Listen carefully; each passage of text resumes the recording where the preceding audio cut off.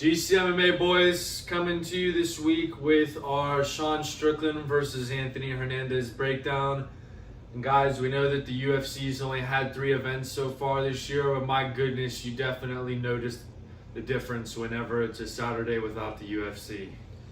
Yeah, boys. I feel like the UFC has started off strong this year, and then going a week without UFC, got nothing to look forward to on fucking Saturday. Valentine's Day, working 14 fucking hours and coming home to no UFC. I mean, it is what it is, boys. I'm just glad to be back.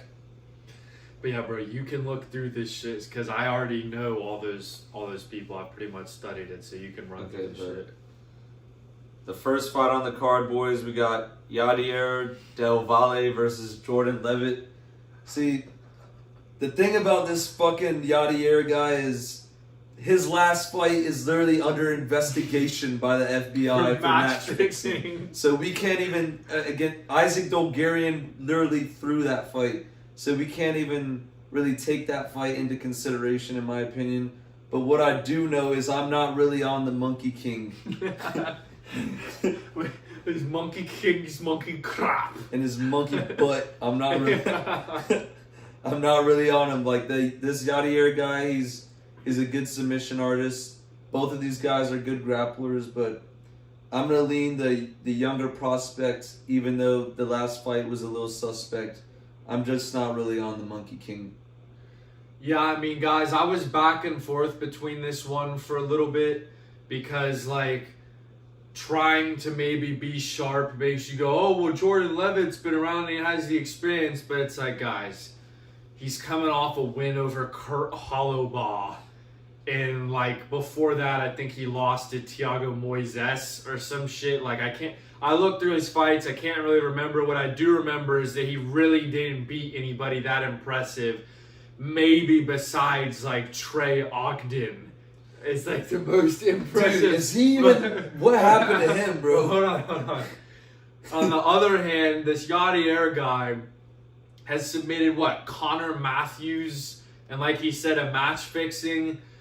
So it's kind of hard to justify laying the juice, but I do think this guy probably has a knockout advantage or the power. But if this fight goes longer, maybe the Monkey King wins. But is the fight going to last that long? It's really tough. I would say it's probably better off to just not bet this one at all. And I know we're pretty much just laying the chalk with this, but give me the younger guy. I think the UFC's given him this matchup for a reason, but the Monkey King could always submit somebody, so who knows? But I'll go with the younger guy. Yeah, that guy is definitely on the do not bet list. After that last fight and being minus 400, I'm not going to lay him. But moving on. Holy shit.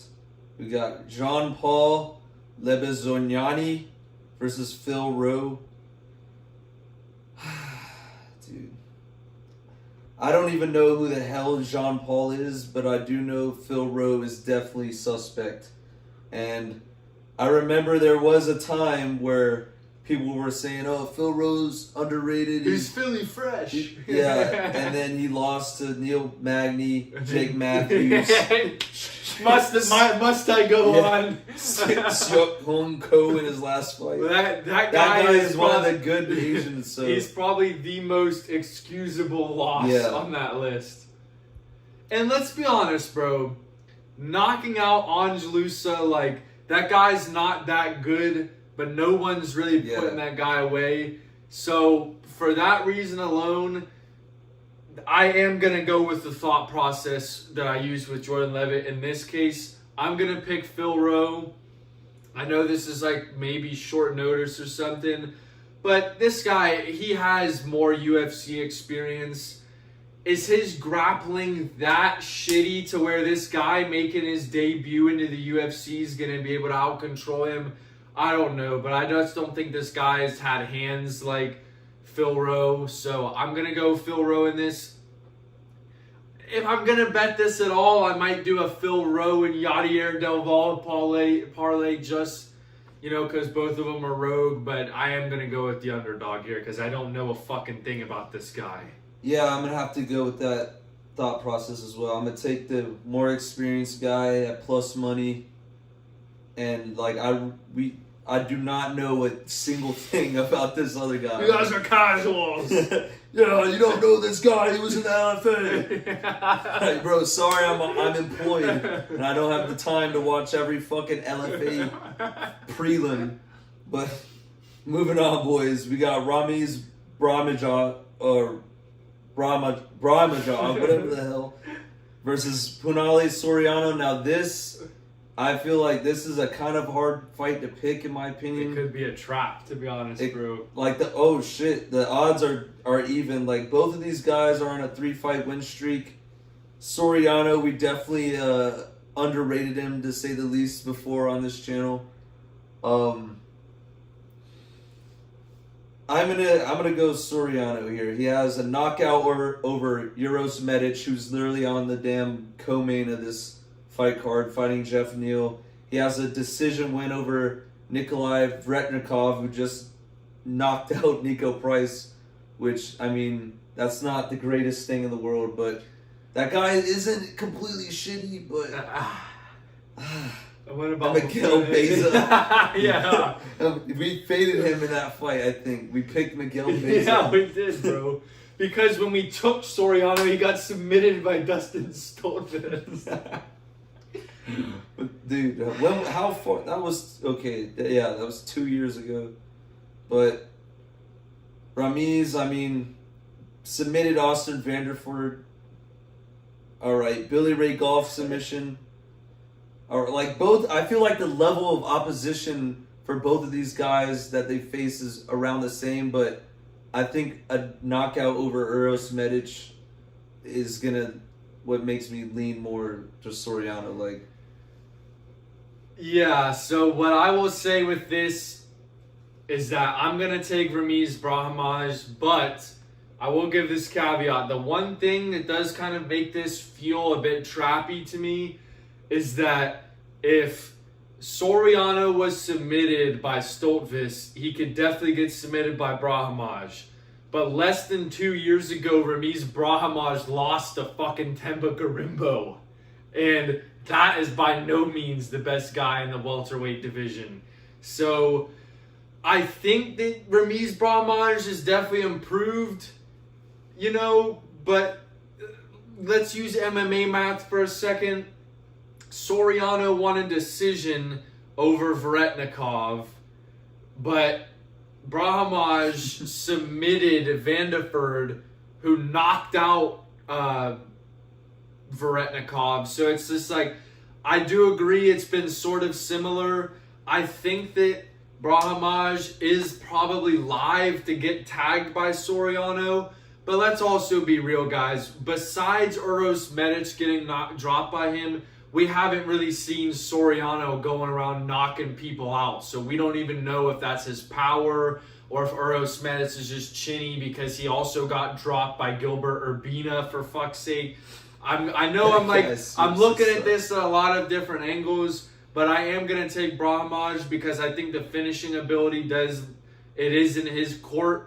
But with that being said, I would not be surprised if Soriano won this because it does feel like a lot more even of a fight with all that shit being said. Yeah, this is definitely an interesting fight. I mean, I'm actually excited for this because like it's pretty even, but we'll see what it's on with the fading.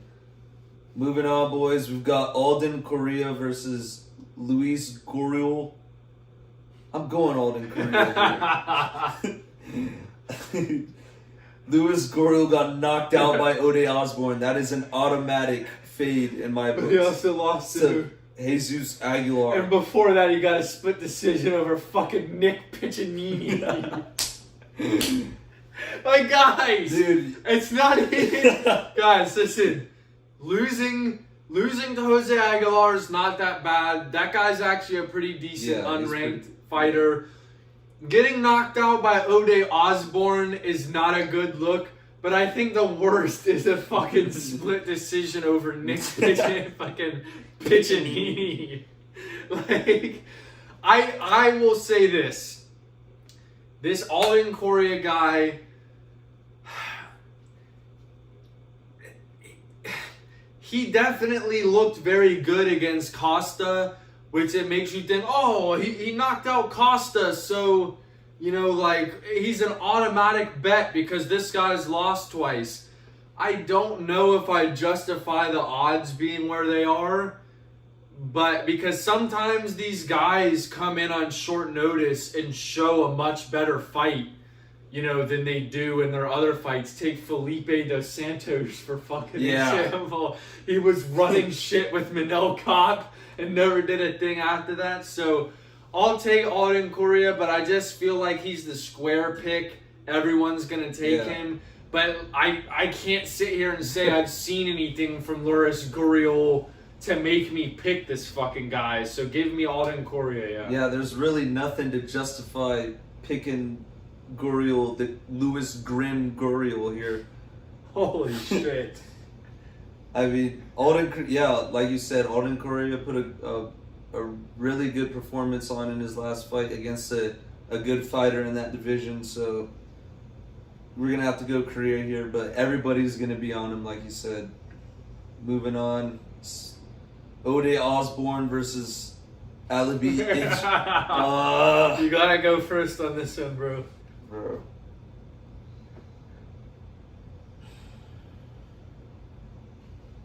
I cannot wait to hear it, bro. I'm not picking Ode Osbourne.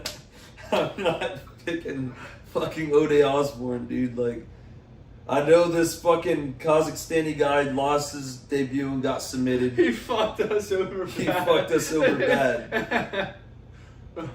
But I just cannot pick Ode Osbourne. This guy has one win in his last 5 fights, and it's over the guy we just got on in the last Louis Gurule. Like, dude. So give me some reasoning, bro, as to why you're going with this guy. Okay, losing to Steve Erceg isn't the worst thing in the world, but Steve Erceg definitely has fallen way off. Lost to Renato Rodriguez, submitted by Rafael Filho, submitted by Asu Amabayev. He's 34 in the flyweight division, and this guy got submitted by Joseph Morales on his debut, and he's a -170 favorite over him. I think the odds are reflecting who should win this fight. This guy's already losing his debut by submission, and he's still favored to beat some guy who's been in the UFC for years. I'm not on the Jamaican sensation, bro. I'm just not. Well, alright, fade number 2 is coming here, boys, and I was kind of interested to see where he was going to go with this. I'm personally going to take Ode Osbourne here. I do 100% agree with everything he said regarding the fact that Steve Erceg has fallen off completely. But Ode Osbourne, he looked like decent, and I had Steve Erceg's money line, and that shit was a fucking sweat. Like, Ode Osbourne probably looked the most raw. Like, here's what I'm saying. He got a knockout victory and then had a good performance against Steve Erceg. He's, in my opinion, I know it's 2 fights and he could get made to look like a fucking idiot here, but his last 2 performances and having the recency bias, I kind of like his ability to offensively grapple in this, and I also like his ability. I think he's probably better on the feet. Like, this guy didn't do shit against the dude that he'd had in his debut, who I know that guy might just be really good. I'm not trying to take anything away from that guy. But I just think that Ode Osbourne, he is 34 at a lighter weight division, and that's definitely concerning. But I think that he has a lot more UFC experience. And some guys can, I don't want to sound like a fucking idiot when I say this. I'm not trying to say the Ode Osbourne run starts now, but different guys catch strides at different times in their career. And this guy, if he wins, good. But the fucking Kazakhstani guys have really been pissing me off over the last few years. And until this guy shows me something in the UFC, I'll take the vet and Ode Osbourne for plus money. And I just think that, you know, he probably has a better chance of winning this fight. Do I bet it? We'll see where we are on the card at this point or how I'm feeling. I think that it might be worth a sprinkle because, like I said, this Kazakhstani guy pissed me off bad when I laid the juice with him. I think we need to learn a lesson about laying juice with the Kazakhstanis. Making their debut. Yeah. Yeah. Especially that Danir Nurgozay or whatever the fuck. That guy seriously fucked us over bad. But, like, I'm not going to say I disagree with any of your reasoning. I feel like it's like a coin flip, to be honest, bro. That's what I'm saying. Like, the odds should be closer, but the fact that he's a bigger favorite, I think, like, Vegas or the odds makers, they know that the rogueness of Ode Osbourne is live. It has to be taken into account. Yeah, but I'm ready to see. This is actually a pretty good card. Like, I fuck with this card. Moving on, we got Chidi Njokuani versus Carlos Leal.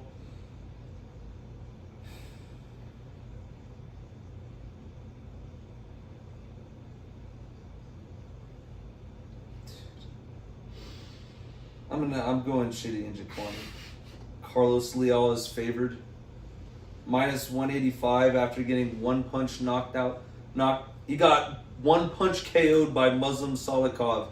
Muslim Salikov doesn't even run that. He runs the fucking kick KOs. He's one punch. Yeah, 6 months ago. Talk about a guy who fucked us over bad. But I'm not just blind fading Leal here. Chidi Njokuani, I know he just got submitted by Jake Matthews, but Jake Matthews is one of those guys, like, he's a good fighter. He's not the best of the best, but he can pull out wins here and there, and he's not entirely shitty. He KO'd Elezu Zaleski, which that guy, for some reason, can run shit, like, whenever he wants. And yeah. I'm pretty sure we may have bet on him against Chidi. Yeah. Oh, God. We definitely bet on him against Neal Magny. Oh my goodness, dude. But yeah, dude, like, I'm just not going to lay Leal at minus 185. I think Chidi has... He's minus 185 now? On Tapology. Dude, he was like minus 120 on fucking Hard Rock the other day. I don't know what the Tapology odds are on, but this is what it says here. So it definitely should be closer. He should not be that big of a favorite. But I think Chidi Njokuani, he's got more experience. He's been around. He has power. I mean... Carlos Leal just seriously let us down big time, and if you are that chinny, I think, and Chidi Njokuani can get to your chin, I think he can knock Leal out here. Yeah, another fade. I'm gonna have to take Carlos Leal here. The one thing that I want to mention besides what he said is that Chidi Njokuani has always, like, I've always really liked him since we started watching the UFC. His fight with RoboCop was a really fucking good fight. That was a banger. The one thing about this guy is that sometimes he's just one of those guys who can be gun shy at times, and I really don't like that. I think it was good that he knocked out Elezu dos Santos. But I was like fucking sweating my balls off when I bet him against Reese McKee, for crying out loud. Oh yeah. And he had I don't know if it was split or unanimous, but Jared Gooden, that wasn't that dominant of a victory either. Like, over his last few fights, he has just really not done too much to where he has the tools to be a fantastic finisher, to be a fantastic fighter. He has the tools to be great. But I just feel like sometimes he becomes gun shy, and he's live to get knocked out too. I think that Leal right now, at minus 120, it's doable. I think that this is a buy low spot for him because, yes, he did seem very chinny. But for the same thing he says, why is he the favorite now coming off that embarrassing of a loss? Like, yes, he put away Alex Morono, which is something Daniil Donchenko didn't do. And on his debut, he beat that fucking Renat guy who just beat Alexander Gustafsson. And they cut him. Yeah, we're getting into MMA math, but I'm just saying, I'm willing to give Leal another chance because every once in a while, someone's going to get knocked out by surprise. And, like, if Chidi Njokuani wins, I won't be mad. But like I said, sometimes he's just too gun-shy for my liking, so I'm going to have to pass. But that does, when you were talking, I just remembered that I did see a post on Instagram where there was suspicious line movement in this fight, and I saw that a week ago. If he's minus 185 for real, like if you check on Hard Rock and he's minus 185, that like this fight might not even happen, bro, because they pulled the Alex Hernandez shit because they found out his hand was broken. Going into that fight, so somebody had somebody knew about it, and they told people, and they got hammered, and the fight got pulled. So if that's the case here, this fight might not even happen.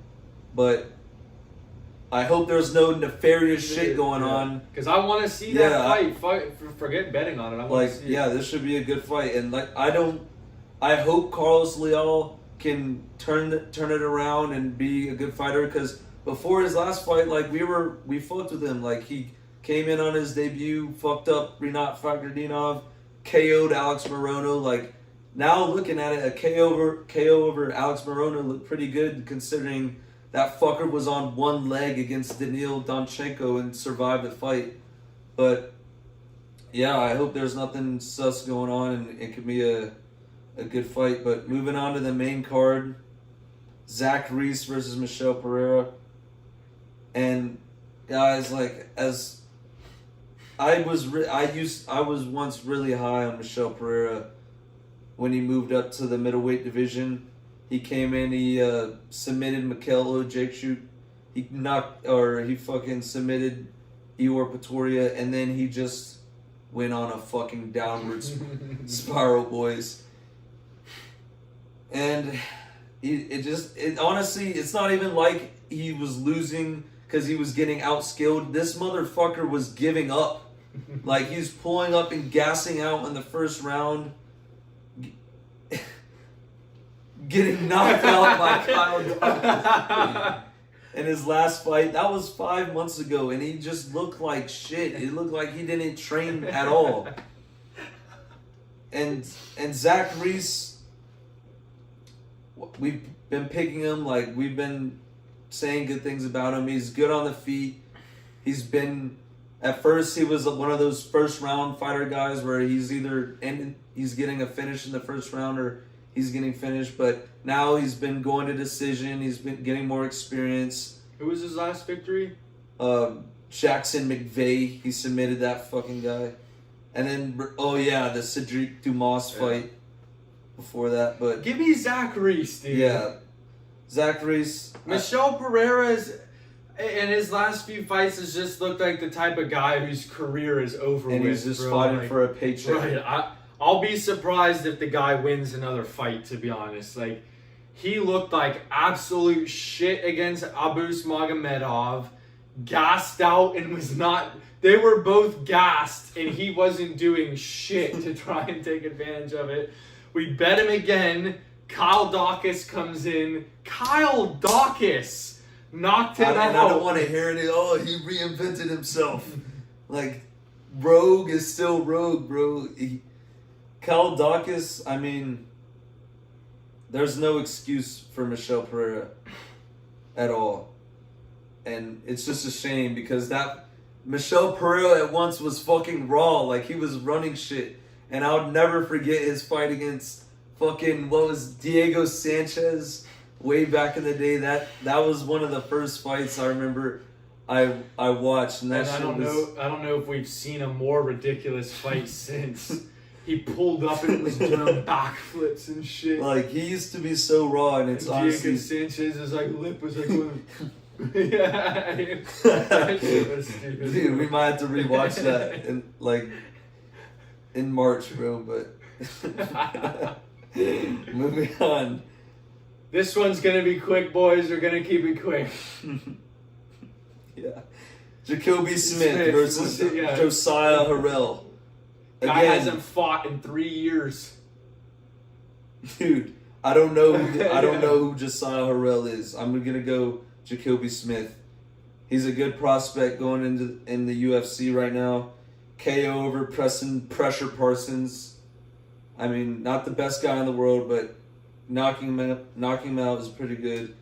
And then submitting Nico Price, which is free, but we can't really. I don't know about the other guy, so I'm just. He was supposed to fight that Kwak Sung Ko, that Asian guy. Hold on. That you said was one of the actual Raw ones? Yeah, they were supposed to fight. Yeah, I was going to take that guy against Jacoby Smith, bro. Yeah, I would probably take that guy too, dude. I mean... I would take that guy just because he's beat better opponents in the UFC, but now... Okay, he got a rib injury, so... He had to pull out, but yeah, Josiah Harrell stepping in on short notice here. Don't really know much about him. Not gonna act like I know. Yeah, not gonna sit here and pretend. Gonna go Jacoby Smith. I don't know if you. Jacoby Smith. Move on. Oh my God, Sergey Spivac versus Ante. Ad fuck off. Dude, it's always on that with the Tapology. Sergey Spivac versus Ante Delija. Just say it, bro. I'm picking Ante Delija. And... Dude, Spivac was knocked out on the feet by fucking Jailton Almeida. Jailton Almeida is not a fighter, and he is not a fighter. He's a fucking jiu-jitsu guy who came into the UFC, and he knocked out Spivac. It wasn't even like, oh, dude, it was ground and pound. Like, he got him on the feet. He knocked Spivac out. Give me this Ante guy.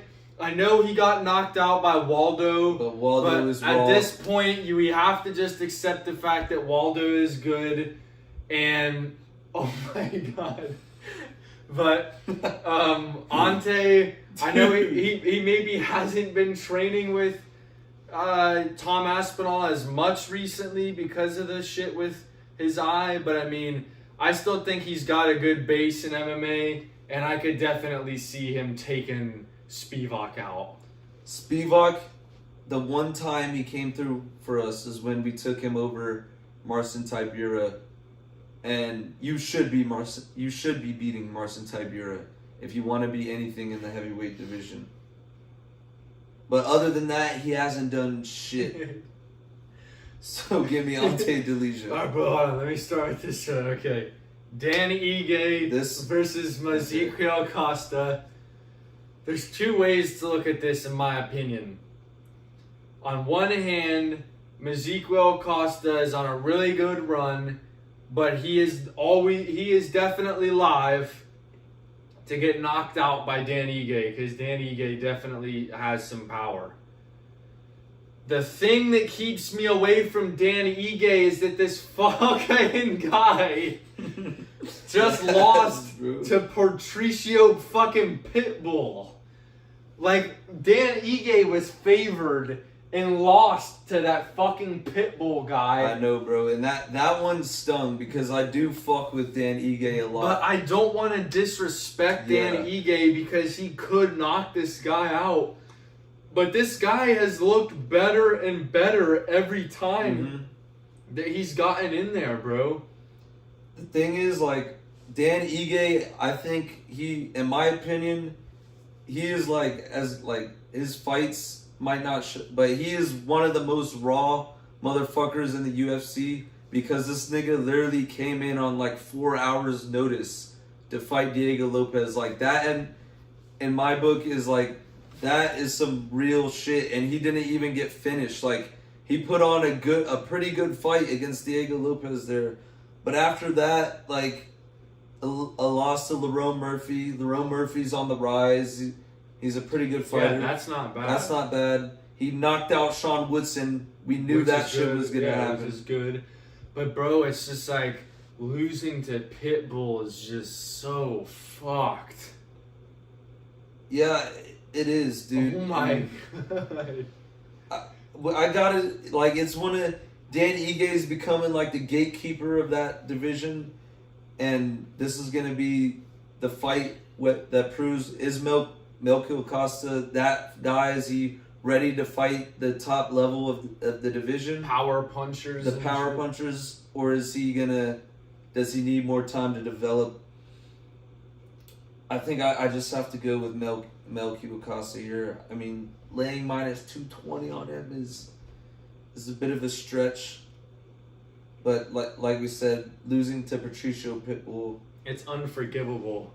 I can't make excuses for that, bro. There's no way to spin that shit. So I agree, guys. I like Dan Ige, but unfortunately I'm gonna have to go with Costa. He's looking better and better in each fight. He just knocked out the Morgan Charrier guy who had never been knocked out before. So it's like, this guy has power and tools to win the fight. So I will trust in his potential, and I definitely think that he's live to win this. Yeah, he's got submissions. He's got power on the feet. He has multiple ways to win and finish the fight. Dan Ige really his only way to finish the fight is by knocking you out. And if Melchior can avoid the power punches, mix in the grappling, then I think he can win. He can get it done. But moving on, boys. Co-main event: Jeff Neal versus Uros Medic. 1 second, bro. Just make sure this shit is still recording. All right. Jeff Neal versus Uros Medic, boys. This fight is not going the distance. I don't know what the odds on that bet would be, but probably too much to lay. I'm picking Jeff Neal here. And like we said earlier when we briefly talked about Uros Medic, he is chinny. And this is going to be the hardest fight of his career. Jeff Neal, I know he's been losing fights, but he's been losing against good guys, the best of the best in the division. Literally, Shavkat, Ian Gary, split decision with Ian Gary. I know we talked a lot of shit about him, but that Ian Gary is, I hate to say it, he's one of the best fighters in that division, and he's probably going to be fighting. Damn it! He's probably going to be fighting for the belt soon. But and another thing that makes me like Jeff Neal, I just saw him post some shit on Instagram about his battles with addiction and shit, like cocaine and drinking addiction. And he said he's been 100 days sober. He's felt the best he's ever been. And he's been through a lot of shit. I think sober Jeff Neal is not here to fuck around. And I think he's going to get a knockout over Uros Medic. Uros Medic he's a good fighter. He has power. But if you get to his chin, you can take him out of there. Like he said, drop by Gilbert Urbina. That guy sucks. Yeah, I mean, guys, look, I like Uros Medic a lot. I do think he's raw. I think he's talented. We've picked him a bunch of times. Jeff Neal has never been known to be chinny. Like, Prates hit him with a spinning elbow. That's a lot different than him getting dropped by like a straight down the pipe shot that Uros Medic throws. Uros Medic could tag him with something, but I don't think he's going to put Jeff Neal out. And I'm not necessarily saying it's going to be like a round one knockout for Jeff Neal. But if Jeff Neal can survive early and just keep like taking more and more and more out of Uros Medic, like just with leg kicks and with punches, like he's hands of steel for a reason. And I know he doesn't necessarily knock everybody out, but like he was piecing up Shavkat. He was piecing like the guy. Like, he is pretty good, and I will definitely take him here. I don't think it's too much juice to lay with him, and like he said, I do think that there are levels with this shit. So I will definitely take Jeff Neal here, and I'll say knockout, but the props kind of get yeah. fucked. I was gonna say just lay. I'll lay him to win. I will bet that. Yeah, I like Jeff Neal to win by knockout. You can sprinkle the. I feel like the props are better just to put them in a parlay and do it that way instead of fucking laying them straight up. Especially when it's Daniil Domchenko minus 190 to win by finish. Is getting. Anyways, bro. Main event: Sean Strickland versus Anthony Hernandez. I know online I've been seeing a lot of people surprisingly picking Sean Strickland here, even though Anthony Hernandez is favored. I do like Anthony Hernandez to win this fight. I think the grappling and the pressure that he can put on. And toughness, bro. And toughness, yeah. He's a tough motherfucker. I think the combination of that is what you need to beat a guy like Sean Strickland. For instance, Dricus, he's tough and he can put the pressure. That's what won him the fight against Strickland, on the 2 fights against Strickland. Strickland, his advantage is walking you down, going forward, teeping you, and jabbing you to a decision. That's his bread and butter. What disrupts that is pressure and grappling of Hernandez. I think if he starts shooting on him, holding him down, mixing it up, and walking Strickland down, I think that's what's going to win him this fight. However, if Sean Strickland is getting active with the jabs and the teeps and pushing Hernandez back, I think that's a path for him to win this fight. But I just think the toughness of Hernandez is going to counterweigh that strategy for Strickland. Yeah, I mean, I honestly would give Sean Strickland like a 20% chance of winning this fight if I had to be honest. Like, I just have not really seen shit from him over these last few years that makes me want to pick him. Yes, he won the title against Adesanya, but we literally picked him to beat Adesanya. Like, we've picked him in spots before, but like Paulo Costa, he looked like garbage.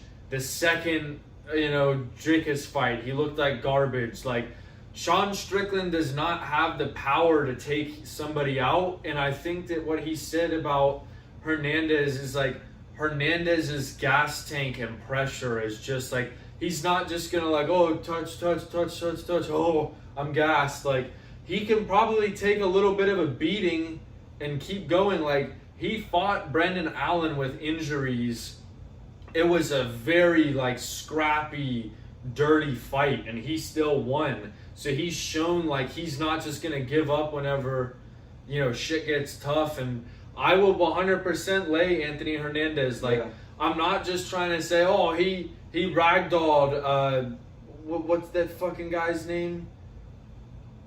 Fucking Dolidze. Yeah, Roman Dolidze. Like, that's not even all I'm saying, because Roman Dolidze, like, a lot of people could beat him. It's just like the combined Roman Kopylov, Michel Pereira, Brendan Allen, Dolidze. Like, he has just gotten better and better and better, and he just looks like a more complete fighter at this point than Strickland does. And I would say all those guys you just listed have better grappling than Sean Strickland. Like, besides Kopylov. Yeah, besides Kopylov.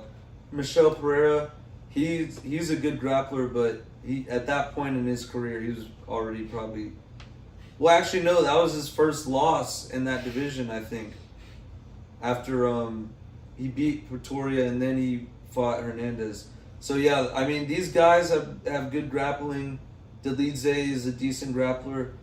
Sean Strickland, I feel like he has one way to win the fight, and if you negate that, he can't win the fight. So, give me Hernandez here, boys. I would, betting-wise, I would definitely bet him. I would probably stick him and Jeff Neal in a parlay. Probably get plus 100 around there or something like that. Yeah, I think he can get it done. Maybe by submission. I don't know. There's a lot of fights on this card that I'm gonna bet. Like, this is honestly a much better than average fight night, and I'm really excited for it. But obviously, is this at the Apex? No, I don't think so. Okay, nah, it's at the Toyota Center. Yes. I was gonna say this stacked of an Apex card. Fuck. Sean Strickland versus Anthony Hernandez on an Apex card. But yeah, guys, I mean, I gotta decide. But yeah, We appreciate you guys watching the video. Of course, drop your picks in the comments if you're tailing or if you're fading. We appreciate you guys watching as always. We'll see you guys in the next one. GCMA out.